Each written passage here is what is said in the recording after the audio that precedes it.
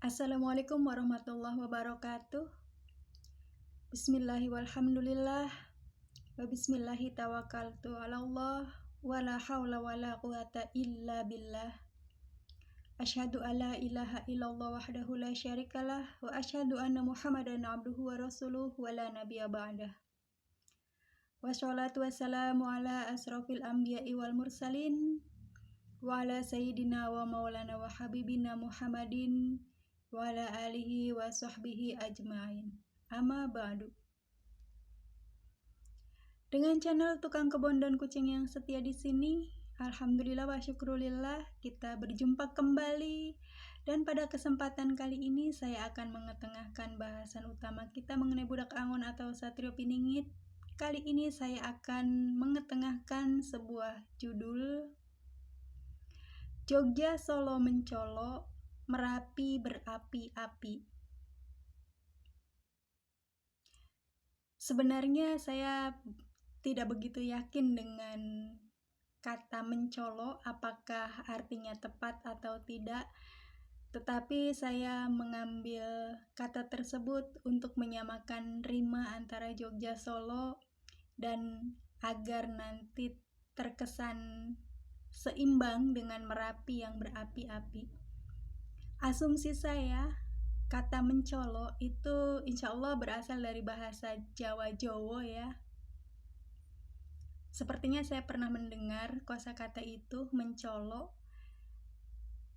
Dan kalau saya tangkap dari rasa katanya, rasa penyusun katanya,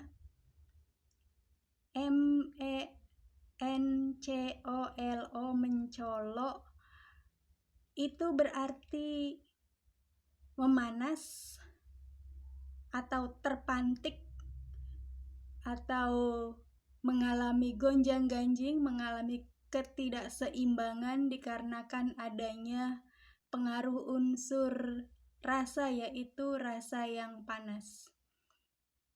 Bagi sahabat Tukang Kebon dan Kucing yang setia yang asli orang berbahasa Jowo, orang Jowo, atau orang yang fasih dan paham dengan kata-kata berbahasa Jowo, saya tunggu ulasannya tentang makna kata mencolok itu.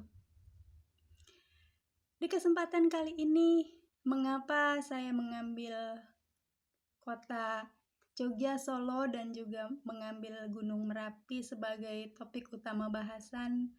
Karena ketiga tempat tersebut merupakan titik segitiga yang sangat penting di dalam kisah kemunculan budak angon atau satrio piningit, sang calon ratu adil pemimpin kita nanti.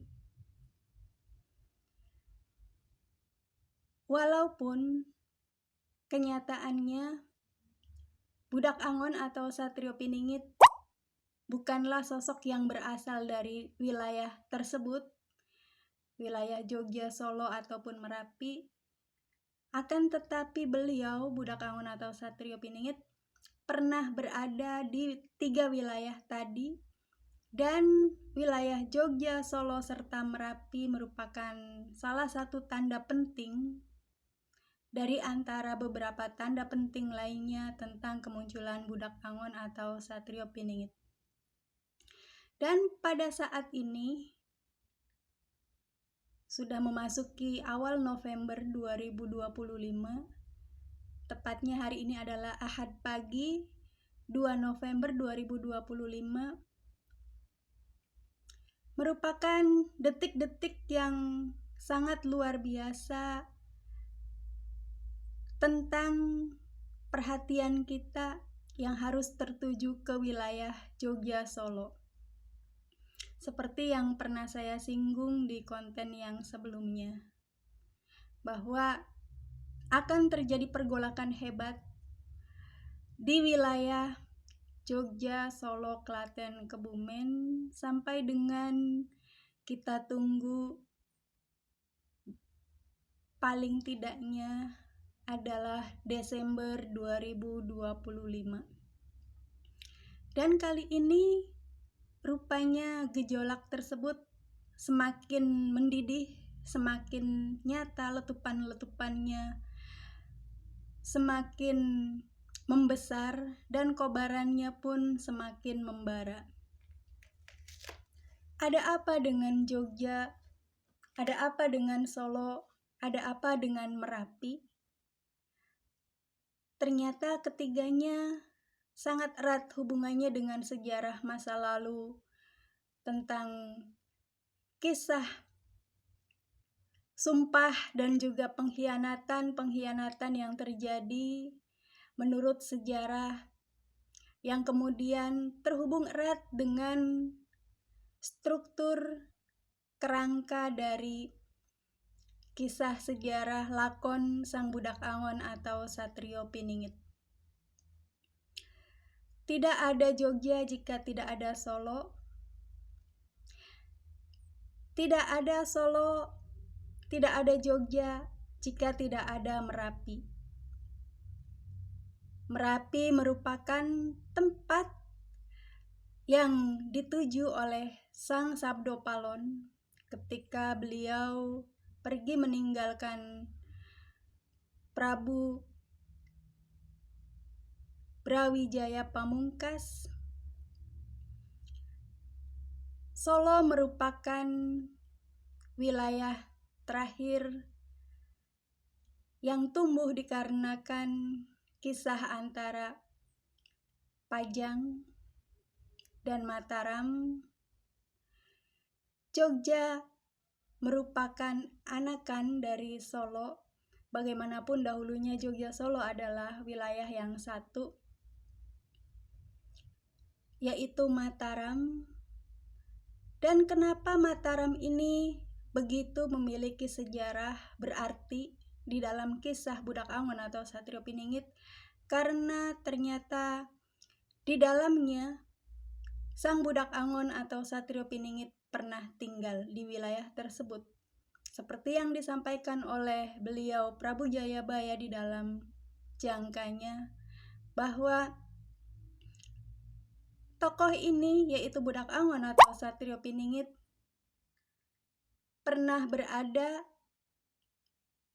ing satengahing bumi Mataram, pernah berada di tengah-tengah tanah Mataram.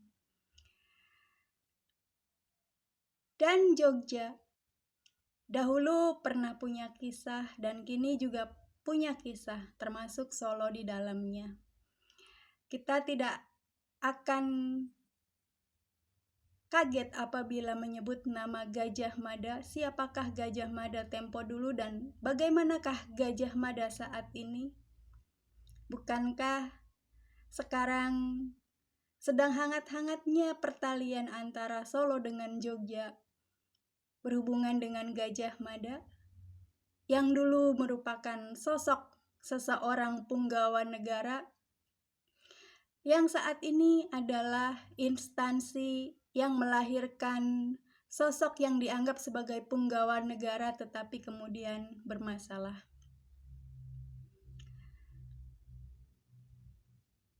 Jogja Solo mencolo, Merapi berapi-api. Ketika terjadi perseteruan luar biasa, keributan, huru-hara, gonjang-ganjing bencana kemanusiaan yang tercakup di wilayah Jogja dan Solo nanti, Merapi berapi-api. Merapi berapi-api seperti seseorang yang memprovokasi atau seseorang yang semakin memberikan nyala api untuk keributan. Itulah sebenarnya fungsi dari keberadaan Sang Sabdo Palon. Seakan-akan mengompori, seakan-akan semakin membakar ketegangan yang terjadi di antara